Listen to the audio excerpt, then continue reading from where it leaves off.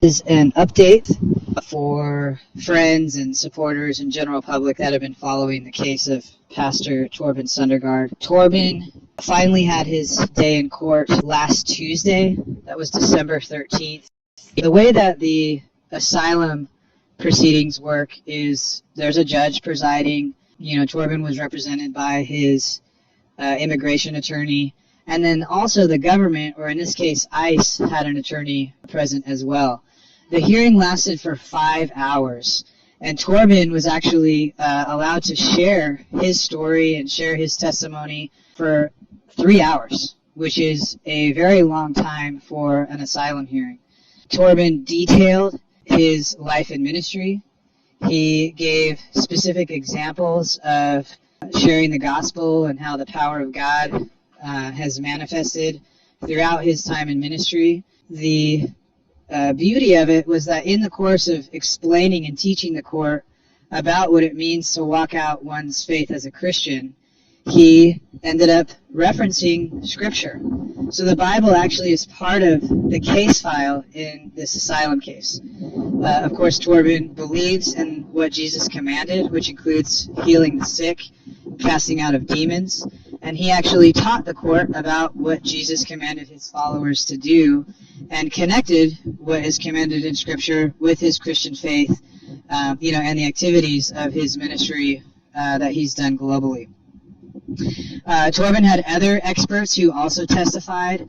Again, this is a closed hearing, so we're not going to reveal the identity of those witnesses, but one of them is a internationally recognized and respected religious studies expert, somebody who's authored over 40 books, and that witness gave lots of detail about the lack of religious equality in Denmark, and actually cited human rights reports from Denmark of how other religious minorities, including Muslims and Jewish people, are not allowed to exercise certain aspects of their faith. For example, there's a burqa ban, and circumcision is not allowed. So for someone practicing their Jewish faith to not be able to circumcise your child is very similar to the kinds of limitations that Torben was being threatened with when he still lived in Denmark.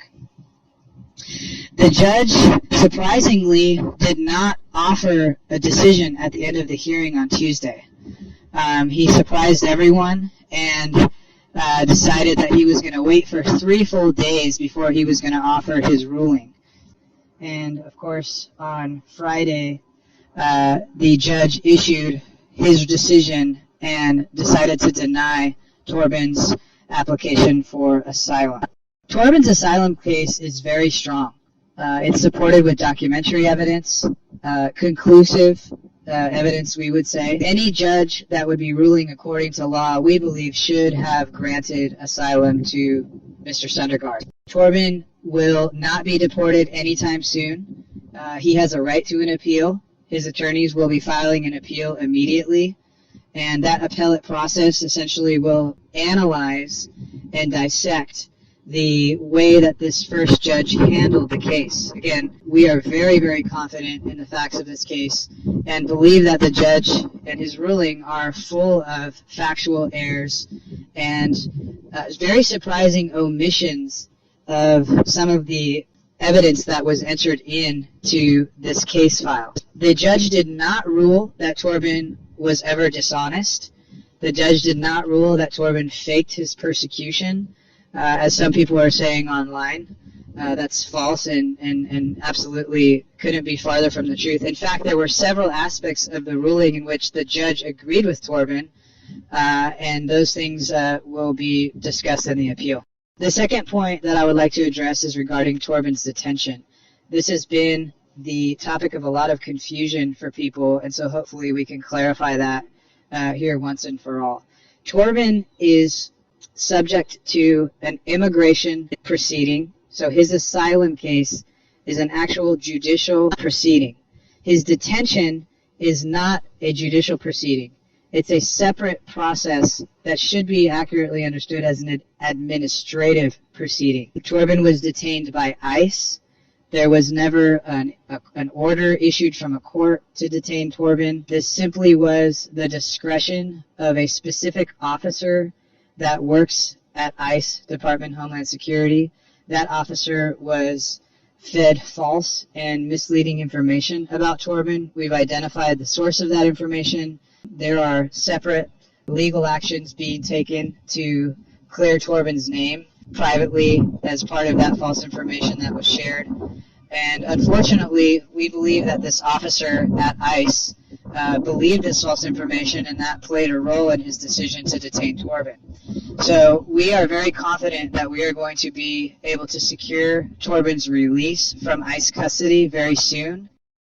I think the last relevant update is regarding an incident that happened on Friday. A group of 2 individuals gained access to the hearing under false pretenses. It seems very clear that they were motivated the entire time to continue to defame Torben. These individuals gained access to the WebEx and illegally made a recording of the hearing. It is not lawful to record a federal hearing. Within a couple of hours, those individuals actually edited the judge's ruling. They edited by having the judge repeat certain sections of the ruling and omitted other sections of the ruling.